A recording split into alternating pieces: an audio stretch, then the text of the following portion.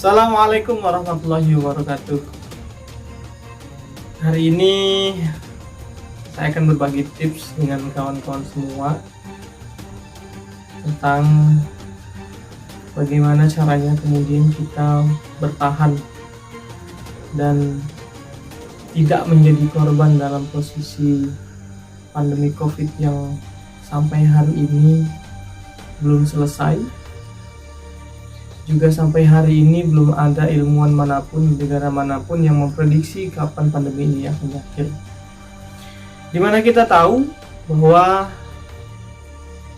dengan adanya pandemi ini seluruh dunia sibuk.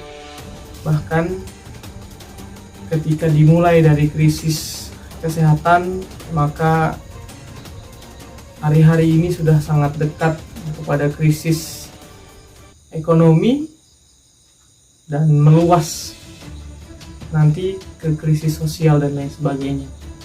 Nah, untuk itu ketika kita bisa membaca ini dan bisa mencegah bagaimana kemudian krisis yang akan kita hadapi ke depan akan berat, maka dari itu kita harus mempersiapkan bagaimana agar krisis yang kita hadapi ini kesulitannya tidak terlalu berat kita rasakan karena kita sudah memprediksinya atau kita sudah mempersiapkannya sejak awal. Ada beberapa hal yang kemudian harus kita lakukan. Yang pertama, kita harus menyadari bersama bahwa krisis ini tidak akan mungkin kita bisa selesaikan tanpa ada kesatuan gerak dan kesatuan pikir serta kesatuan tindakan yang konsisten antar semua elemen anak bangsa. Yang hari-hari ini rasa-rasanya memang kita harus mengesampingkan ego sektoral kita harus mengesampingkan ego golongan kita. Kita semua punya masalah yang sama, bagaimana kita mencapai tujuan untuk bisa keluar daripada krisis ini. Lalu kemudian yang kedua, ketika hari ini pandemi ini sudah mulai menunjukkan sisi negatifnya dari sisi ekonomi. Seperti yang kita tahu bahwa 59 negara di dunia menutup diri dari aksesnya terhadap Indonesia. Dan kita tahu bahwa sebagian dari kebutuhan kita, kebutuhan dari pangan kita itu masih tergantung dari impor negara-negara lain. Maka secara otomatis ketika negara-negara tersebut menutup diri atau menutup aksesnya terhadap Indonesia, maka pasokan tersebut berhenti. Maka dari itu bisa dipastikan dan bisa diprediksi dengan nyata bahwa pasokan tersebut berkurang, bahkan mungkin tidak ada sama sekali. Nah, ketika kemudian bahan pangan itu berkurang, tentu yang kemudian terjadi selanjutnya adalah krisis sosial dan pasti banyak menimbulkan kriminalitas dan lain sebagainya. Sebelum hal itu kemudian semakin memburuk, dalam posisi krisis, kita semua pasti mengesampingkan untuk berpikir bagaimana kita bakalan jalan-jalan. Kita semua berpikir untuk mengesampingkan bagaimana membuat rumah, bangunan mewah dan lain sebagainya. Kita semua akan kembali, mayoritas kita semua kembali kepada pemenuhan kebutuhan paling dasar manusia, yaitu kebutuhan primer, terutama dengan kebutuhan bahan makanan. Nah, ketika sebagian daripada bahan makanan itu selama ini kita dapatkan dari impor dan kita tergantung dari negara lain, maka agar kemudian kita tidak mengalami kesulitan yang akut terhadap dari kejadian ini, kita sudah harus bersiap diri.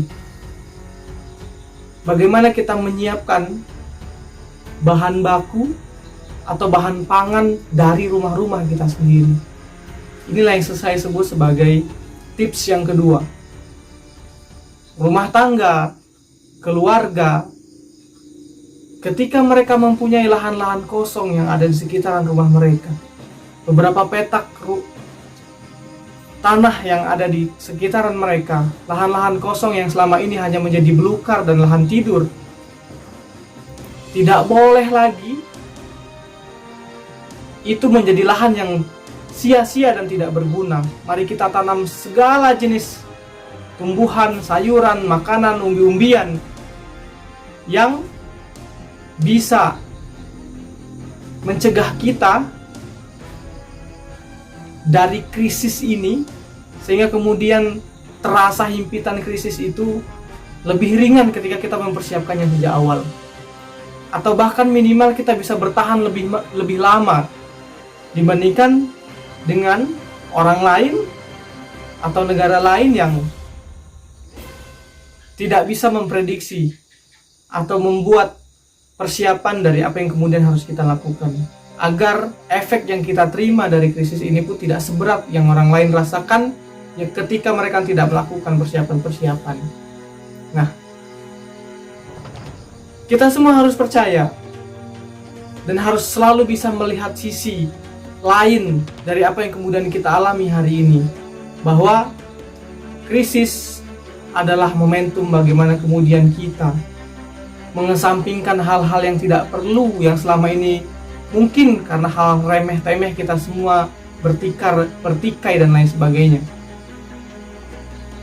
Krisis juga mengajarkan kita untuk bagaimana kita membuka sinergi dan kolaborasi itu harus semakin banyak dan semakin erat, mengesampingkan ras, suku, agama dan lain sebagainya, sebagaimana kemudian semangat para pemuda dahulu ketika Sumpah Pemuda itu hadir di tahun 1928. Maka momentum kita hari ini sebagai anak bangsa Indonesia juga harus mempunyai ruh yang sama, mengesampingkan apa yang menjadi latar belakang kita sebagai takdir yang tidak bisa kita pilih sejak kita lahir,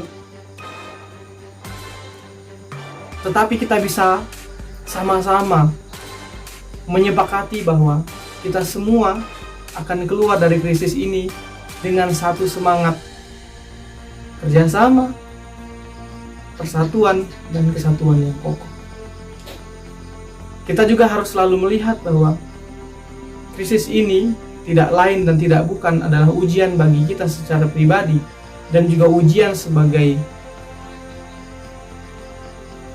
anak bangsa, bagaimana kemudian kita bisa memberikan yang terbaik. Ini adalah momentum terbaik bagi kita untuk menempa bagaimana kemudian kita harus hadir menjadi pemenang dengan kolaborasi kebaikan yang kita bisa lakukan. Untuk itu, tetap optimis untuk semua yang kemudian harus kita hadapi hari ini. Tidak ada yang tidak mungkin ketika kita semua bisa sama-sama bergandengan tangan memperkokoh kesatuan dan mempererat persatuan. Wassalamualaikum warahmatullahi wabarakatuh.